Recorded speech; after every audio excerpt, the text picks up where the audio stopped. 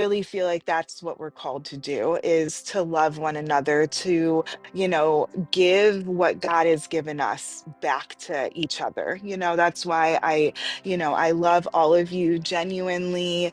I do believe that's because God loved me genuinely, changed me over the years to be able to love people genuinely and not judge. And that's the thing with Christianity that it saddens me that I hear so much, is because Jesus didn't judge. Yes, he is a judge, but he came and sat with the sinners, sat with the people, the tax collectors, and people that in that time would be like, why are you even associating with those people? And I feel like that is what like Christianity is almost become. Like, why are you associating with people who don't believe in God or practice the same denomination with you? Causes so much, division and all of that kind of stuff, when Jesus came here to be the perfect example. And what he laid an example out of is love, understanding, and to meet people where they're at. We can't expect, and I think that that's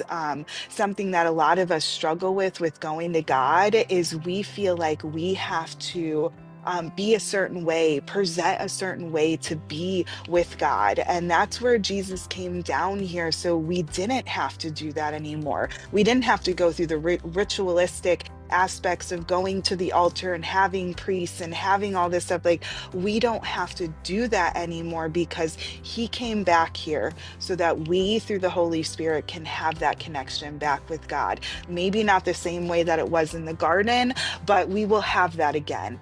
But this is like I guess I can almost say like a introduction to what the relationship in heaven with God is going to be like, and with the relationship with all of us, because everybody who is, believes in God and we go to, we are all connected. So, and I believe that we all have the choice here on earth, which makes us all connected. Okay.